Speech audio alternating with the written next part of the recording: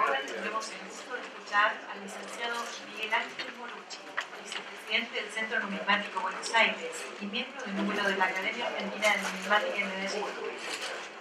Miguel fue presidente del Centro Numismático Buenos Aires en el periodo 2000-2002, autor de varias publicaciones sobre medallas sanmartinianas y medallas de premios militares, monedas bonaerenses y potosinas columnarias y de busto. Tiene escritos y publicados numerosos trabajos de investigación y artículos sobre los medios de pagos privados. Actualmente desarrolla su labor numismática expertizando y catalogando los patrimonios del Archivo y Museo Históricos del Banco de la Provincia de Buenos Aires y del Museo de los Corrales Viejos del Parque de los Patricios. Nos ilustrará sobre las emisiones metálicas en la Casa de Moneda de Buenos Aires, 1826-1861. Buenas tardes. En principio, quiero aclararles que no es mi intención hablar sobre la historia de la Casa de Moneda de Buenos Aires, sino simplemente ubicar los distintos periodos de emisión que hubo y comentar algunas anécdotas que ocurrieron durante las acuñaciones, por supuesto dentro del contexto histórico en que se han producido. De manera que el objetivo principal de esta charlita que voy a hacer es hablar de los cuños, de los punzones, de la dificultad de conseguir la materia prima, de cuánto costaba, por ejemplo, el trabajo del grabador, cómo se hacían esos grabados de los cuños. Bueno, en definitiva, cumplir un poco con lo que es el título de este encuentro, que es la numismática desde adentro, ¿no?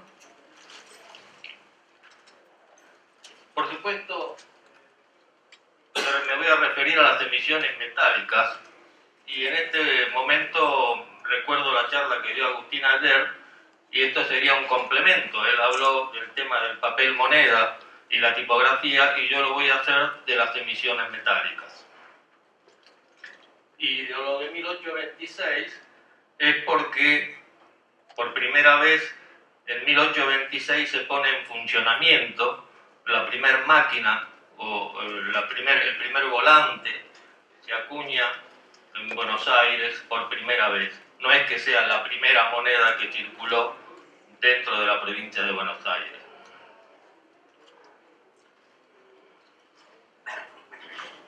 Esta sí es la primera moneda que circuló en la provincia de Buenos Aires, pero no voy a profundizar sobre esta temática porque obviamente, y como casi todos conocen, esta emisión fue hecha en Birmingham, en Inglaterra. Simplemente como comentario decir que el Banco Provincia utilizó el anverso de esta pieza para acuñar una de las medallas inaugurales, y además nosotros tomamos también en este encuentro este logotipo para utilizarlo en las medallas que ustedes muchos habrán suscrito y comprado.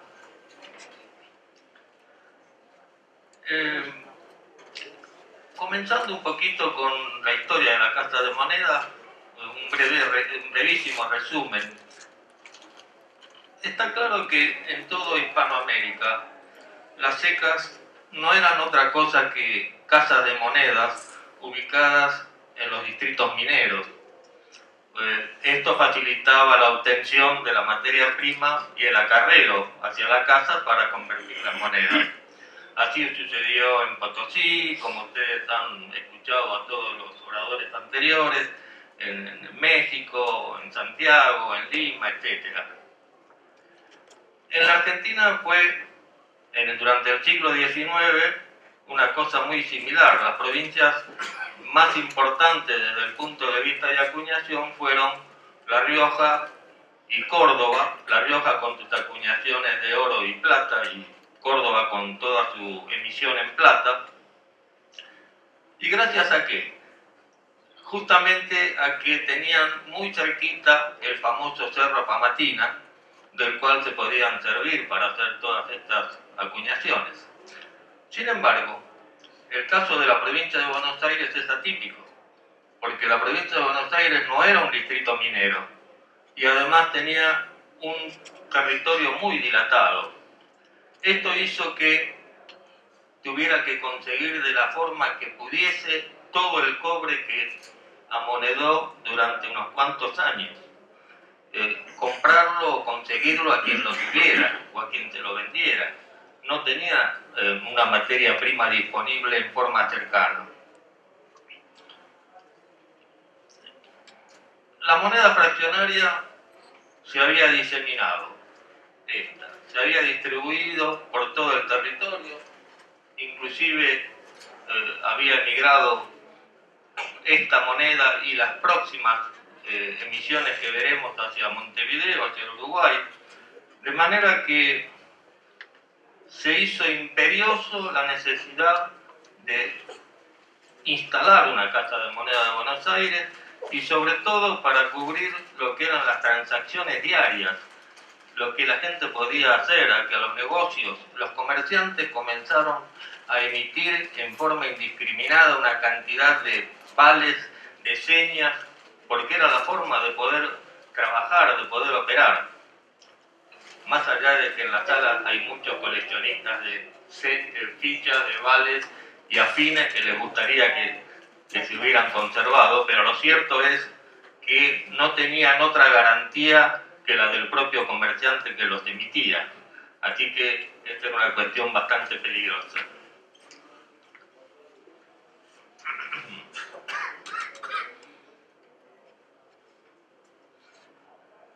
En agosto de 1825 se pusieron en circulación estos billetitos en forma de emergencia, o cédulas, también llamadas, de 10 décimos y 20 décimos, que equivalían a 10 décimos de real o 20 décimos, que era 1 o 2 reales.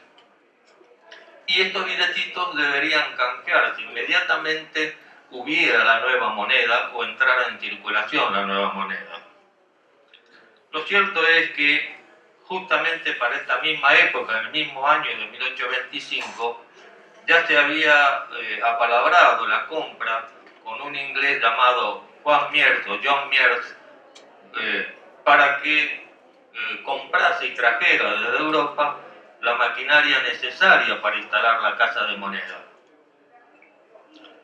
Al año siguiente, en 1826, la institución que regenteaba, que era el Banco de Descuento de la provincia de Buenos Aires, cierra sus puertas y se produce un cambio y por ley del 28 de enero de 1826 se crea el llamado Banco Nacional de las Provincias Unidas del Río de la Plata, que va a reemplazar a esa institución. Lo cierto es que en el mismo año este nuevo Banco Nacional refresca y actualiza el convenio o el pedido que se le había hecho a Miers y lo extiende ya no solo a la consecución de la maquinaria que tenía que traer desde Europa, sino que además se tenía que ocupar de la instalación y hasta de la dirección de la nueva ceca. Este es John Miers, que ustedes están viendo y que fue el primer director de la Casa de Moneda de Buenos Aires. Sin embargo, nada estaba preparado. Don Juan Miers o don John Miers ya tenía en tránsito toda la maquinaria y llegó al puerto de Buenos Aires, y lo cierto es que todavía no había una ley de monedas, no estaban los diseños que debían llevar o qué impronta debía tener la moneda. Peor aún, no se sabía dónde se iba a instalar la casa de monedas.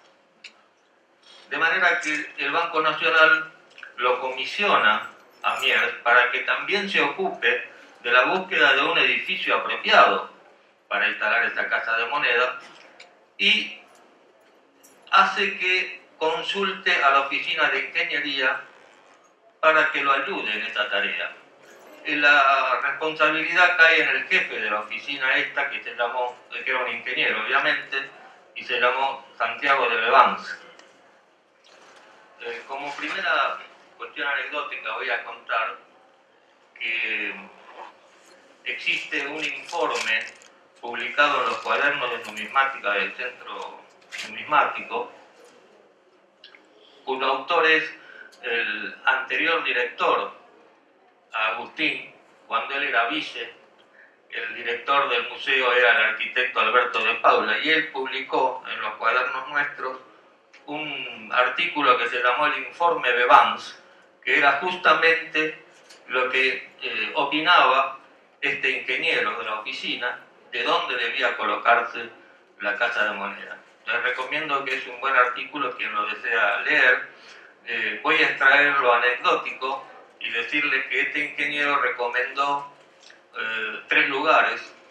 El primero era el Fuerte, donde hoy está la Casa Rosada ubicada. El segundo lugar que él pensó fue el Hospital de Belén. El Hospital de Belén estaba en la calle Defensa y México, justo donde 60 años después se instaló la primera Casa de Moneda de la Nación. Y el tercer lugar era el puerto, porque él pensaba en traer y comprar una gran máquina a vapor ultramoderna que fabricaban en Inglaterra, de Walton y ahora no me acuerdo bien el nombre de la firma.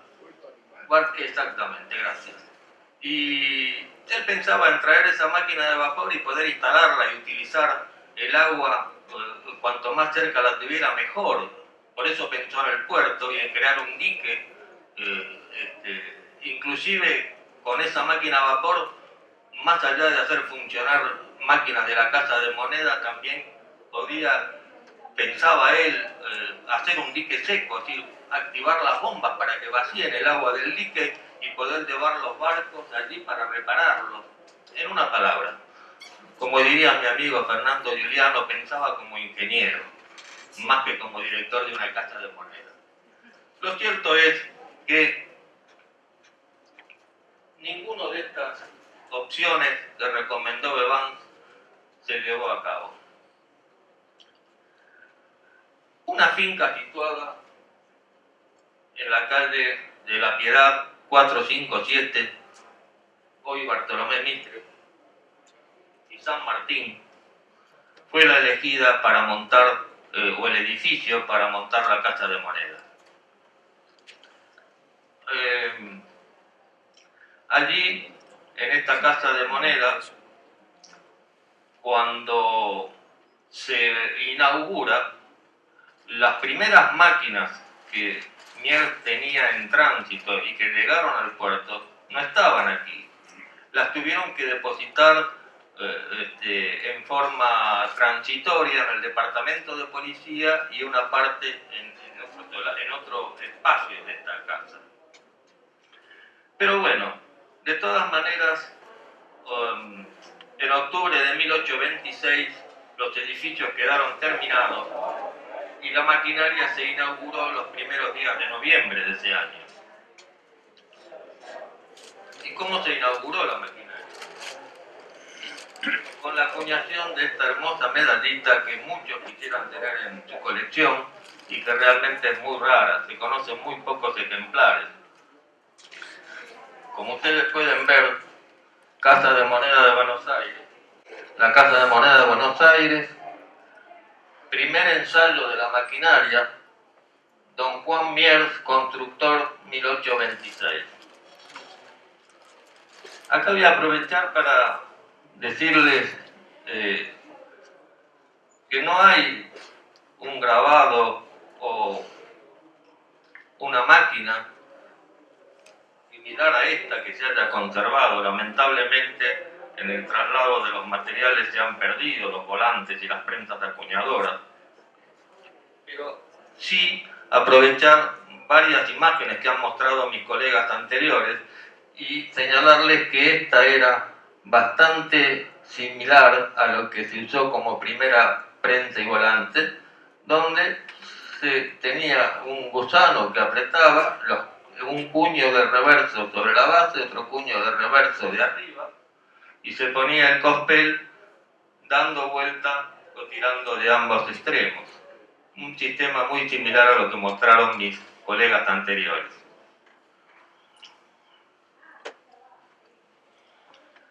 Sin embargo, a los pocos días parece ser que mientras se estaban acuñando unos ensayos en plata que no fueron circulantes, porque como dije antes, toda la monedación bonaerense fue de cobre, le ocurrió una desgracia. Se le rompió en varias partes la base a esta máquina. Y si bien fue un hecho fortuito, era importante porque en Buenos Aires no había fundición, no había un establecimiento específicamente de fundición. Pero como Juan Miers era un ingeniero metalurgista bastante ducho en la cuestión, consiguió fundir unos cañones viejos que tenía el gobierno y en unos pocos relativos días pudo reconstruir nuevamente la base de esta prensa volante y ponerla en funcionamiento nuevamente. Algo así como hizo Facundo en poco tiempo, ¿vieron? Con la prusianita. Bueno, un genio. ¿Dónde está Facundo? No fue.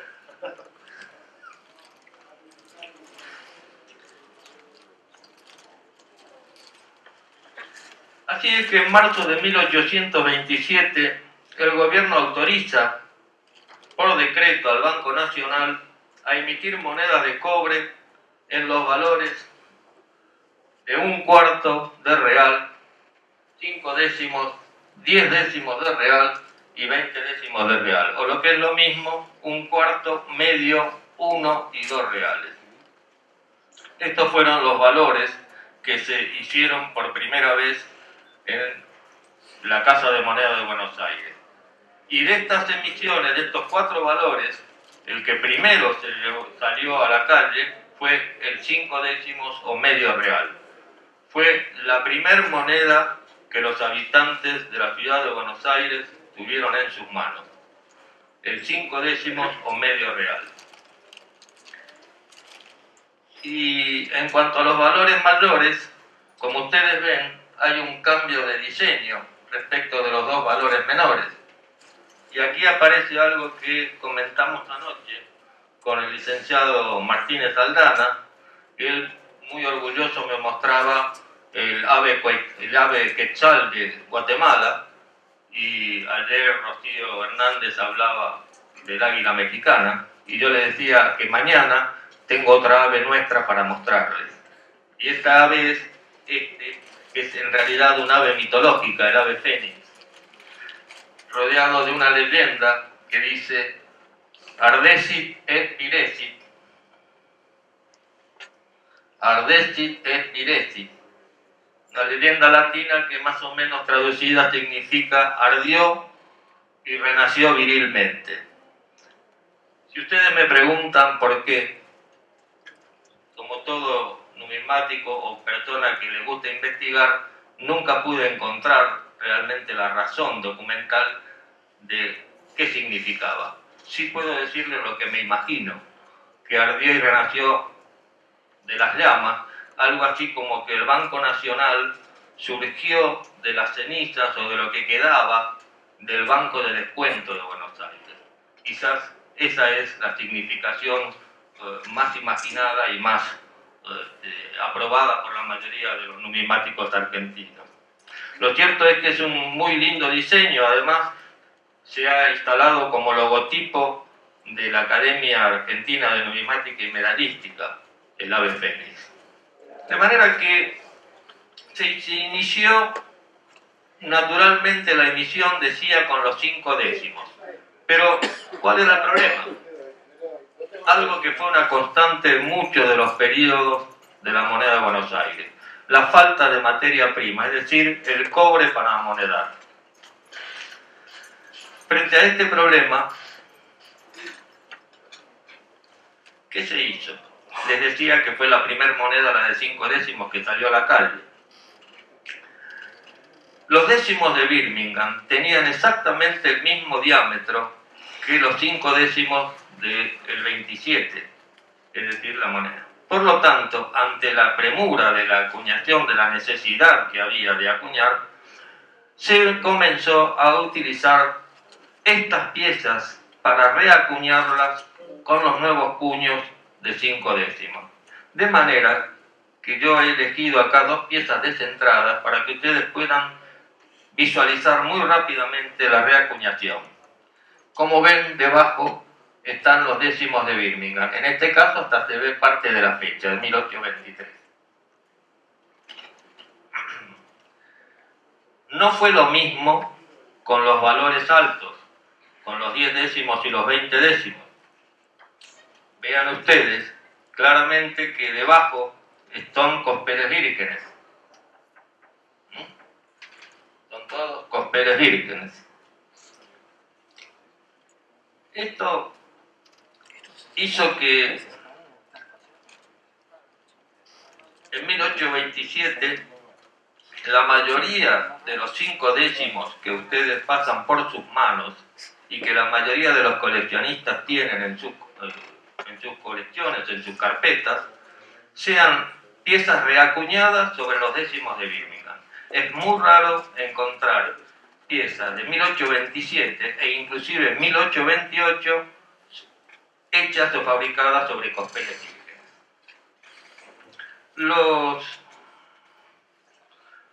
El grabador responsable de los cuños de esta época se llamó Francis Vincent.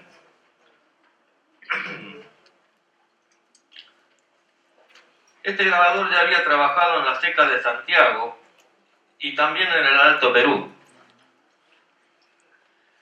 Y además, quiero hacer un comentario a propósito de la gran cantidad de piezas descentradas o defectuosas que se han acuñado. Veamos esta otra imagen. Cospeles expandidos, rajados, no solo descentrados, con porciones faltantes. Lo cierto es que en 1827 la acuñación era precaria. El problema se producía continuamente y estoy autorizado a comentar que dentro del patrimonio del museo estamos trabajando sobre una cantidad muy importante de piezas en esta condición, que mucho, por supuesto, sin circular, y que más de uno quisiera poseerla, más allá de la relevancia histórica que pueda tener o no. Pero la acuñación era muy precaria y... No, sí es cierto que la van a poner en venta. Me lo reservo esta respuesta.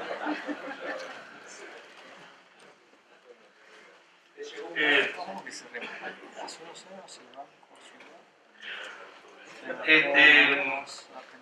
Decía que esto era muy frecuente que ocurriera porque la acuñación era muy precaria y ayer, cuando fui ayer escuché que el doctor Mostajo Salinas de Bolivia hablaba de lo que se llama virola, ¿sí? Yo le llamo lo que sería una especie de aro de contención o de sujeción, porque los cospeles se corrían permanentemente y ocurrían estos defectos de acuñación. Era muy frecuente esto, y eso al no, por ahí la prensa apretaba mal o la fuerza la ejercía en forma de pareja y el cospel también se expandía porque no tenía ese, se rajaba o salía descentrado totalmente. Bueno, este problema hizo que el grabador Vincent, ¿cómo lo solucionó? Batiendo el récord de fabricación de cuños en ese año. Fabricó exactamente 27 cuños de anverso y 22 de reverso. Un récord nunca superado en todo el resto de acuñación de la provincia de Buenos Aires, cuyos cuños también se encuentran dentro del patrimonio del museo. Esta cantidad de cuños que trabajó Vincent, para redondear la idea, dieron lugar a casi 50 piezas diferentes de 5 décimos de 1827 en cuanto a pequeñas variantes de laureles, de leyenda, etcétera, etcétera. Durante 1827 entonces se lograron todos los valores, los 4 que ustedes están viendo, o que vieron, perdón. No así durante 1828. ¿Qué pasó en 1828? Eran muy necesarias herramientas de mantenimiento de la maquinaria en la Casa de Moneda y además se estaban encargando o esperando nuevas maquinarias de reposición que reemplazaran a estas, de mayor precisión, un poco más modernas. Lo cierto es que cuando esas nuevas herramientas y nueva maquinaria estaba en viaje a Buenos Aires y estaba llegando al puerto, se encuentra con el bloqueo, porque estábamos en guerra con Brasil en 1827, recordémoslo, y se desvían hacia Río de Janeiro. Esta cuestión hace que la Casa de Moneda queda sin director, porque se le encarga nuevamente a John Mears que viaje a Brasil, a Río de Janeiro, a recuperar esa maquinaria. Entonces, ¿qué pasa?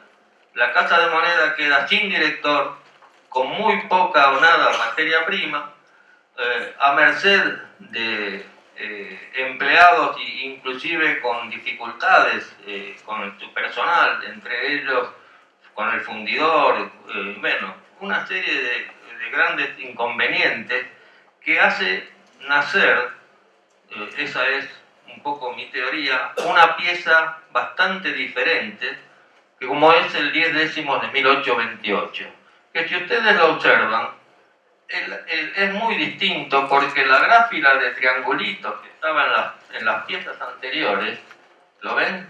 Desaparece tanto del anverso como del reverso y deja un campo mucho más abierto. Y el círculo que contiene el ave fénix es mucho más chico, es decir, una pieza como si fuera de otra emisión, no correlativamente correspondiente a lo que se estaba acuñando en ese momento. Y solo se acuñan 2 valores, este 10 décimos y el 5 décimos de 1828, también sobre las piezas de Birmingham. De todas formas, el 24 de septiembre de 1828, el directorio resuelve suspender la monedación por estas obras que se estaban produciendo, estos cambios, y además la cantidad de gastos que demandaban, de tal forma que no hubo emisión durante todo el año 1829. Y además, aprovechando este hecho, que finalizaba su contrato, despide al grabador Vincent. A fines de ese año, de 1829, Mier consigue recuperar la maquinaria que estaba en Brasil y procede a la instalación. Por eso, a comienzos de 1830, se pone en circulación la nueva moneda en los valores de 5 décimos, 10 décimos y 20 décimos, entregándole a cada persona que fuera a reclamar o a cambiar billetes 4 pesos por persona y por día.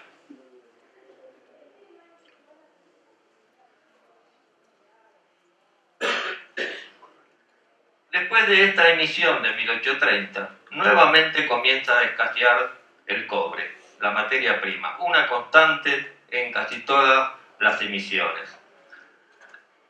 Lo cierto es que se toma una determinación que es volver a hacer una nueva reacuñación. ¿Y sobre qué piezas? Sobre esta pieza de 1828 que era media extraña como paisano de otro pueblo, y llevarla o resellarla con el nuevo cuño. Esta pieza que estamos viendo es un 10 décimos de 1830. Entonces yo les voy a pedir que hagan un pequeño ejercicio bueno para la tortícolis. La den primero su cabeza hacia la izquierda y traten de leer aquí debajo Buenos Aires y la fecha 1828. ¿Se puede ver algo? Sí. Buenos Aires, 1828. Ahora volvamos la tortícolis hacia el otro lado. Y tratemos de ver el ave fénix acostado. Aquí la cabeza y aquí el ala. ¿Se ve? Sí. Esa es la moneda que está debajo. Esos rastros que ustedes ven es el 10 décimos de 1828 que está debajo del 10 décimos de 1830. Perdón, ¿esa moneda circuló? Sí, sí que circula. Sí, con esa, Sí. De hecho, con esa Ya el irregularidad. desgaste que sí, tiene. sí. Hay en muchas colecciones y muchas de ellas gastadas. Yo pensé que eran del archivo del banco. No. Para cuñadas. No. La mayoría de estas están en la calle. Perdón, en la calle. Es una forma de decir, en las colecciones particulares. Sería lindo que estuvieran en la calle.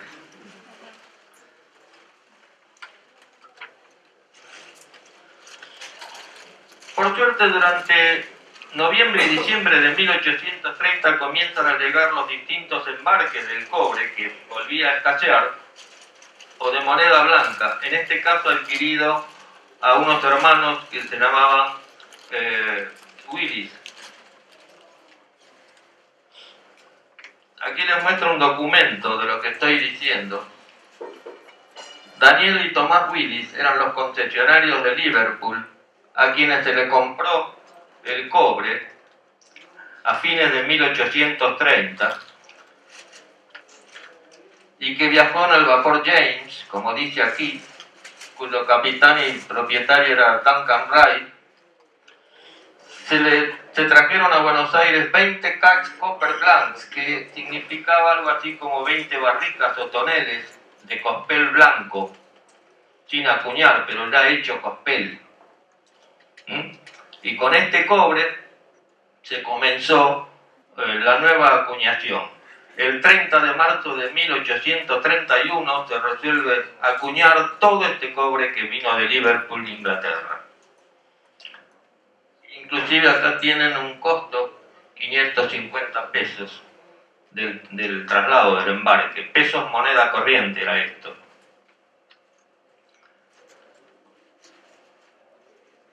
Paralelamente, me olvidé de comentarles, les dije que habían despedido al grabador Vincent.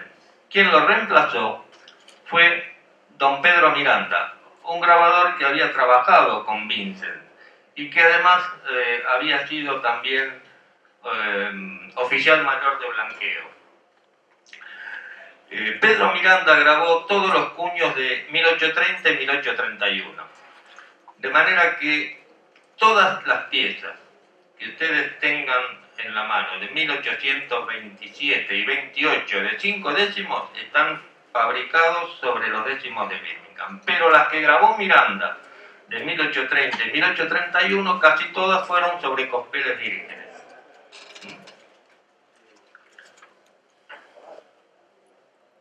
¿Y cuánto se le pagaba a Miranda por abrir un cuño y prepararlo para la monedación? Veámoslo. Recibí de don José María Robles, el administrador de la Casa de Moneda por entonces, 80 pesos por un par de troqueles de medios. Quiero aclararles que cuando hablan de troqueles están usando un sinónimo de cuñas, en este caso. Y cuando dicen de medio se refiere a medio real, es decir, a los 5 décimos. Pedro Miranda, recibí los 2 troqueles, Calderón era el guardacuño, Garmendia de la tesorería, aquí están los 80 pesos que se le pagaba a Pedro Miranda. Quien tuvo una dilatada actuación en la Casa de Moneda, tuvo muchos años Pedro Miranda en la Casa de Moneda. Es más, cuando él estaba trabajando con estos cuños ya y la Casa de Moneda interrumpe, cierra, él pide por una carta especial, por favor, que le dejen continuar en su puesto y en su tallercito, y se ofrecía también a devolver la gentileza, si le permitían hacerlo, manteniendo todas las máquinas limpias y en estado de buena conservación. Y durante este periodo hay varios autores que han escrito sobre la Casa de Moneda de Buenos Aires, entre ellos, por ejemplo, Agote, Peña, el mismo Ferrari, y ellos opinaron que aún después de haber sido cerrada en 1832 la Casa de Moneda de Buenos Aires, se siguió amonedando, pero con la fecha 1831, y utilizando los cuños ya existentes que había grabado Pedro Miranda. Y la verdad es que tenían razón, por lo menos en un 50% tenían razón. Se siguió amonedando y varios años, aunque el otro 50% no fue con cuños que ya estaban grabados, fue con nuevos cuños que abrió Pedro Miranda en ese tallercito que le permitieron estar. ¿Y por qué puedo afirmar esto con tanta seguridad? Vean este documento. Tiene fecha enero 19 de 1835. Recibí 180 pesos del administrador de la Casa de Moneda, a saber, 100 pesos por un troquel de a 2 reales y 80 pesos por uno de a medios. Fecha de 1835. Esto prueba... Yo tenía que hasta el 34 había acuñado. Bueno, ahora tenés un año más. No, Esto prueba fehacientemente que hasta ese año Pedro Miranda cobró, y estos documentos que estoy mostrando pertenecen al registro diario de gastos, que está también aquí en el último de los subsuelos. De manera que, pese a que la Casa de Moneda había cerrado, se siguió acuñando por lo menos 4 años más hasta el 35, abriendo cuños, pero con la fecha de 1831. Y es más, está hablando de 2 reales. Es decir, que el 20 décimos del 31 se abrió en el año 35. Porque es la única pieza de 2 reales que se acuñó en el año 31. Y es raro. Y es rara. Obviamente es una emisión muy corta. Ahora permítanme explicarles cómo es la tecnología de la apertura de cuños. En el tercer nivel están, ¿no? Los cuños escribidos.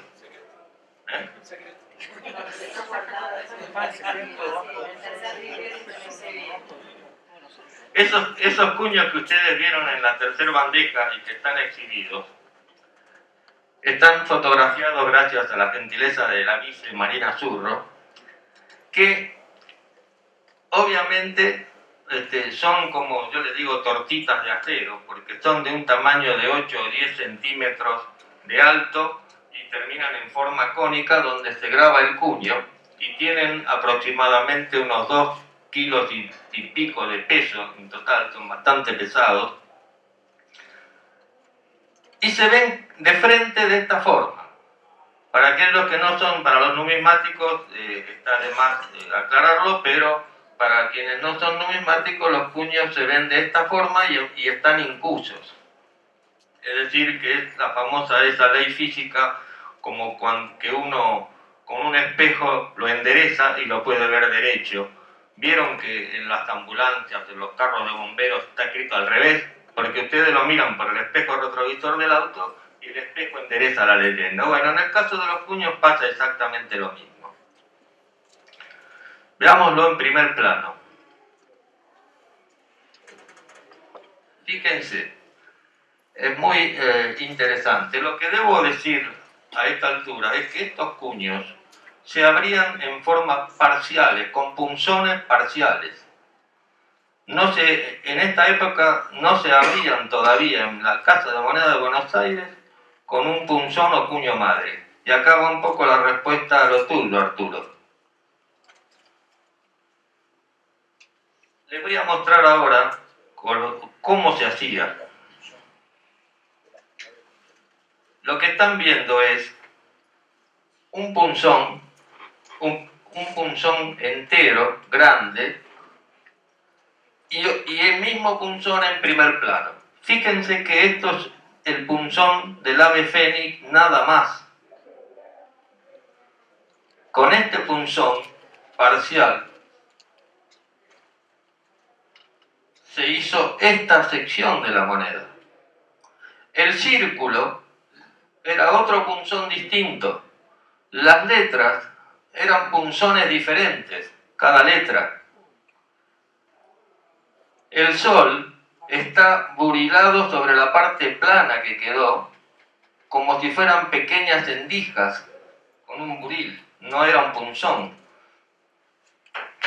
Esto demuestra que los cuños se abrían en forma parcial. No había un solo cuño un solo punzón que abriera de una el cuño. Ahora fíjense otra cosa que me trajo Marina y que pude fotografiar. Esta es una torta de acero, prueba de punzones. Acá se estaban probando los punzones. Fíjense que se probó el punzón del ave fénix, se probó el punzón del círculo, se probó el punzón de cada letra de abecedario de un tamaño, por ejemplo, para la leyenda Banco Nacional. Se probó todo el abecedario de las letras más pequeñas, por ejemplo, para la leyenda Buenos Aires. Y se probó todos los punzones de números para colocar las fechas. Estas eran las llamadas pruebas de punzones. Aquí está el testigo de cómo se abría en cuño. Todos con punzones parciales. Y acá lo tenemos en primer plano para que ustedes lo puedan apreciar.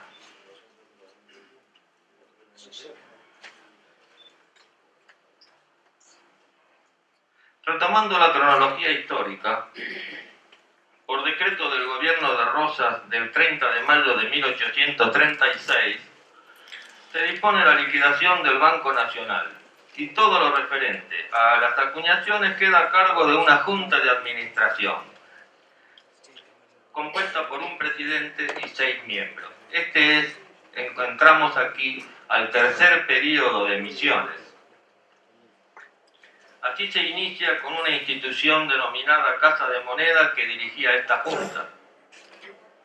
Nuevamente la gente se volcaba al cobre y esta escaseaba a la moneda de cobre. Y esta escaseaba notablemente y volvieron a producirse la proliferación de vales y señas de los comerciantes. Ante tal situación, el gobierno resuelve dar solución a este problema con el decreto de marzo de 1840, donde autoriza una nueva emisión de moneda de cobre hasta 400.000 pesos en los valores de 1, medio y 2 reales.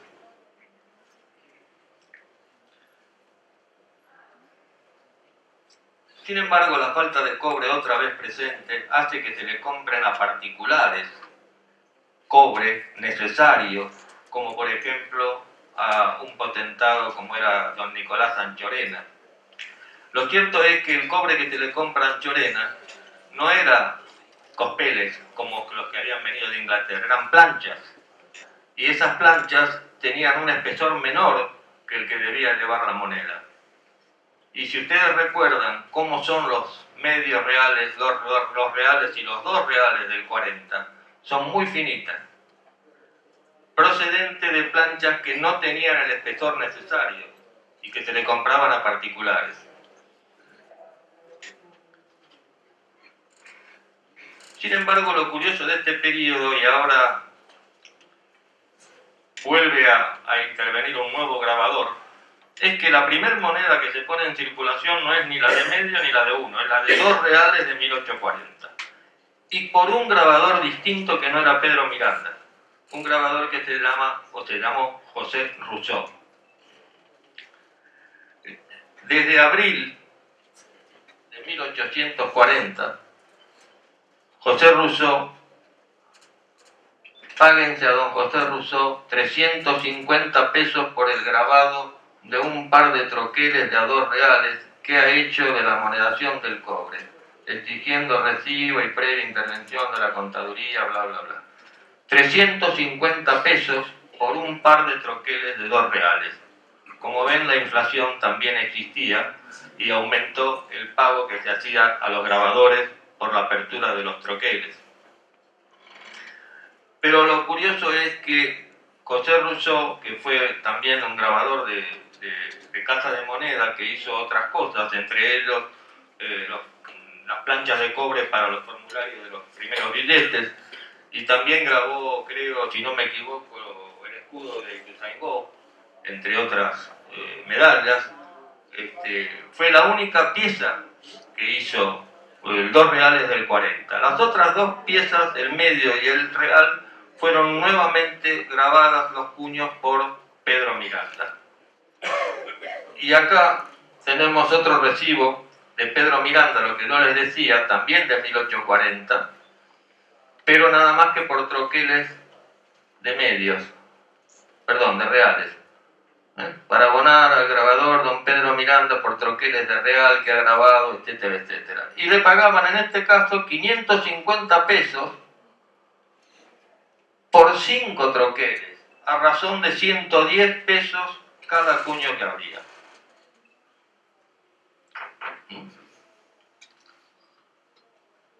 Muy bien. Desde entonces, después nuevamente se produjo falta de cobre y esta vez se lo fue a buscar a Río de Janeiro y hubo una última emisión en este periodo, en 1844, que se le puso la fecha actual a la moneda. Pero lo cierto es que como aún faltaba amonedar la cantidad que se había permitido, faltaba como 100.000 pesos de los 400.000 que habían autorizado, a pesar de la intención de la Junta de Administración de seguir amonedando, parece ser que no se volvió a emitir moneda hasta después de la caída de Rosas. Y poco después de la revolución del 11 de septiembre del 52, donde la provincia queda segregada de la Confederación Argentina, el presidente de la Junta de Amonedación comunica al gobierno que dispuso la acuñación de una nueva moneda por valor de 1.000.000 de pesos, comenzando así el 4º período y que el cobre necesario para llevarla a cabo se solicite esta vez al señor Spencer Weller, radicado en Inglaterra, y a él se le compró prácticamente desde 1853 hasta 1859 cantidades de cobre embarcados en Inglaterra. Pero esta vez tampoco fue con cospeles como al principio, sino que venían planchas. Fíjense que el encargo que le hace de comprar y enviar las 5.000 planchas de cobre, de manera que con todo este cobre comenzó este 4º período y se acuñaron los valores de 1853 hasta 1856. Y un solo año, el valor de 1 real, que es el año de 1854. No está probado, pero puedo afirmar con bastante certeza, un gran porcentaje de posibilidades de que estos cuños también fueron abiertos por Pedro Miranda. Las piezas llevan la leyenda de Provincia de Buenos Aires, que reemplazó a la proyectada anteriormente, que debía decir Confederación. Recordemos que estaba escindida de la Confederación, la Provincia de Buenos Aires. La curiosidad de esta, o la anécdota de esta emisión, ¿cuál fue? En 1856, el administrador de la Casa de Moneda dice tener, o informa tener, 120 libras de peso. Cada libra, recordemos que pesa algo de menos de medio kilo, 454 gramos, en cobre, de monedas de cobre de 2 reales imperfectas. ¿Qué quiere decir? Mal acuñadas. Esto es que a partir de entonces la Junta le ordena que esas monedas imperfectas se vuelvan a reacuñar, pero esta vez con la pieza de un real. La pieza de un real tiene un diámetro menor a la de 2 reales. Entonces, ¿qué hubo que hacer? Recortar las piezas de 2 reales para adaptarlas al cuño de un real. ¿Entienden lo que digo? Una tarea bastante complicada. Pero lo curioso de todo esto, más allá de la cuestión tecnológica, es que esta partida, que representaban aproximadamente unos 55 kilos de moneda, no fue muy numerosa. Hay muy pocos realitos del 54 que están reacuñados sobre 2 reales. Y hemos encontrado, con Fernando también, que hemos estudiado mucho esta temática, sobre 1853, 54 y 55. No sobre 2 reales de 1856, porque justamente la orden fue durante ese año, en 1856, la orden de reacuñar. Y aquí se produce entonces la tercera reacuñación. Fíjense acá cómo se superponen las leyendas del real con la O y la B, que son del 2 reales que está debajo. Y en esta otra, que la pusimos al revés, el valor de un real, se observa el 3 del 2 reales de 1853. Se observa claramente. Estas piezas también tienen un valor muy interesante y cuanto más se ve la moneda subyacente, la que está debajo, más valor adquiere. Sí.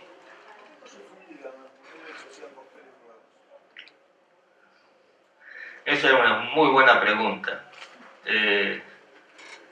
No era fácil fundir. No era nada fácil fundir. Sí, no, pero no era fácil para nada fundir. Era un trabajo bastante complicado. No se contaba con la tecnología necesaria para fundir y después volver a hacer. Era un proceso bastante largo. Ayer también explicaba... sí, pero no era nada sencillo la fundición. No había que pasar todo un proceso de fundir y llevarlo primero a barras. Como explicaba ayer el doctor Mostajo, de las barras había que ir recociendo y laminando a través de los cilindros para elevar la plancha al diámetro necesario. Y después de varias veces de llegar la plancha ahí, había que empezar con la recortadora a lograr los cospeles. Era mucho trabajo. Era más fácil directamente poner el 2 reales mal acuñado, cortarlo al nivel del diámetro de un real y meterlo otra vez en la prensa. Mucho más rápido y mucho más fácil. ¿Entendés? Pero salían piezas muy falladas, digo, por eso. Bueno, justamente en ese periodo no van a encontrar ustedes monedas falladas. Prácticamente los 55 kilos que estaban se reacuñaron. Por eso no hay monedas falladas. Lo curioso de la Casa de Moneda de Buenos Aires es que las monedas mal acuñadas, por lo general, no volvían a reiniciar el proceso de fundición como ocurría en Potosí, por ejemplo. En Potosí el proceso era que muy raro que una moneda saliera fallada, y si salía fallada corría riesgo que le corten la cabeza al trabajador, ¿no es cierto? Quienes han estudiado era muy complicado. Acá en la Casa de Moneda de Buenos Aires no era tan grave la cosa. Se iban y se depositaban a un costado y quedaban. Así como estamos catalogando casi 900 piezas mal acuñadas del 27, quedaron acá desde esa época. Alguna próxima vez voy a charlar sobre las pocas emisiones, pero muchas de estas piezas se hicieron ensayos en plata que aquí están como piezas únicas. Se ha acuñado muy poca plata, pero no fue circulante. Bueno, es así como entonces se termina este periodo con esta tercera reacuñación como anécdota.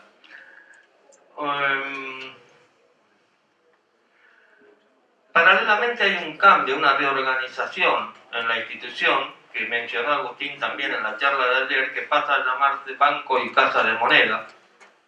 Sin embargo, este cambio no se va a reflejar en las monedas de este periodo, sino en las del siguiente, es decir, en la última emisión de 1860 y 1861. Este periodo último comienza el 28 de junio del 59, cuando el Ministerio de Hacienda le comunica al Banco y Casa de Moneda que aún faltaban acuñar más de 300.000 pesos de lo autorizado del millón que le habían dicho en 1852. Nuevamente se le encarga el cobre a Weller, como ya lo dije, y las planchas llegan entre 1859 y 1860. En mayo retoman sus antiguos puestos el administrador Robles y el veedor Duval y conocemos esta carta hecha, firmada por don Pablo Cataldi, como que le encargaron a él el grabado de los nuevos cuños para la moneda de 2 reales de 1860. Firma agrandada mediante la magia ya del secretario electrónico, porque la de Cataldi tiene la misma tipografía, pero él la agrandó para que la vean claramente, pero es una carta muy reveladora, porque ahí él no solo habla de que le habían encargado la producción o apertura de los nuevos cuños, sino que explica cómo va a ser su trabajo, y dando las garantías necesarias, y además asumiendo la responsabilidad del personal que iba a estar bajo su tutela, y explicando de que iba a devolver hasta el último gramo del cobre que quedaba en moneda o en restos de recortes, menos una pequeña merma. ¿Podés darme la fecha de ese documento, por favor? ¿La fecha? Sí. Es de 1860. Lo cierto es que ¿Tiene fecha ese documento? se acuñan Ese documento. estas piezas grabadas, entonces damos por descontado que las graba Cataldi, el 2 reales de 1860. Tiene un pequeño defecto esta pieza. Sí, le agrada. Yo te pregunté dónde está datado el documento de 1860, porque Cataldi, en 1860, era director de la Escuela de Artes y Oficios en Concesión del Uruguay y trabajaba ya en esa época para el general Urquiza, 1860. Recordemos que él acuña todas sus medallas que le ordena Urquiza, por eso, si eso está adaptado en Buenos Aires o está adaptado en Concesión del Uruguay, o vivía allá él ya.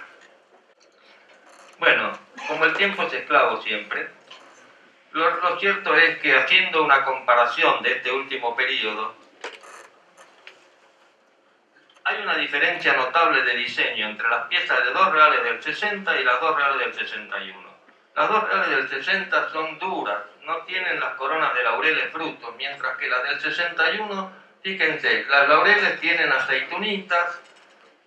Sí, que no son los laureles de Cataldi, como dice Cugnetti. Los reversos, no son de Cataldi. Los reversos, la corona de roble tiene las bellotas. Es decir, se logra una pieza mucho más estilizada, más bonita, totalmente diferente a la del 60. Lo curioso de este periodo es, y acá viene una de las últimas anécdotas, cuando con un fallecido amigo que muchos de ustedes, algunos de ustedes conocieron, la mayoría no, César Córdoba, hicimos el estudio de cuños acá en la Casa de Moneda, en el banco, en el Museo del Banco. Descubrimos, entre otras cuestiones que informamos, que en 1860 encontramos 6 cuños de anverso y 4 de reversos totalmente iguales. Totalmente iguales. Sin embargo, o sea, no construidos en forma parcial y diferente por punzones, como expliqué antes, sino que estas piezas representan acuños distintos, pero no hay diferencia, son todos iguales, como si estuvieran hechos por una matriz. Por eso yo te digo que... Entonces, fíjense, les voy a mostrar dónde está gastado este cuño acá y parte acá. Este está gastado acá. Veamos los anversos. ¿Ven? En el mismo sector está gastado en el abajo y arriba. Acá está gastada acá. Acá está gastada acá. Obviamente, primera conclusión nuestra fue: acá se introdujo una tecnología distinta en la apertura de los cuños. Esa fue nuestra primera conclusión. La segunda fue que esta tecnología fue traída desde Europa, al estilo de los cospel o de las piezas de Birmingham, muchos años, donde ya era tradicionalmente la forma de grabarla. Esto ocurrió, este descubrimiento, en 1985 y lo presentamos como trabajo en la jornada de Mar del Plata del año 87. El tiempo y las piezas nos dieron la razón. En el año 2003, el doctor Osvaldo Mitchell, es decir, 18 años después de nuestras conclusiones, publica un artículo donde llega a las mismas conclusiones que nosotros y da a conocer un documento, una carta en Londres, que demuestra que hubo un proyecto de acuñación en 1861 que no se llevó a cabo y que muy probablemente se hayan enviado a Buenos Aires los punzones madre con los que se abrieron otros idénticos aquí, acompañados de unas poquísimas piezas que se consideraban ensayos. Eran estas. Estas piezas no tienen ningún desgaste, no pertenecen a ninguno de los cuños que hay aquí en el museo y son incluidas en los catálogos como ensayos. Y el doctor Mitchell publica esta cuestión 18 años después de nuestros descubrimientos, coincidiendo con nuestras conclusiones. Yo compré uno de ellos en Londres. ¿En? En Londres. Claro. Parece ser de que algunos vinieron de Europa, otros se encontraron en Estados Unidos ejemplares de estos. Muy bien. Lo cierto es que se trajo o se introdujo la tecnología europea de fabricar un cuño punzón madre que abriera todos los otros. Y también lo cierto es que esta fue la última vez que acuñó metálico la Casa de Moneda de Buenos Aires. Y el 9 de noviembre de 1863 el establecimiento sufre una nueva transformación y se convierte en el Banco de la Provincia de Buenos Aires, que es donde estamos ahora. Así que con esto doy por terminada.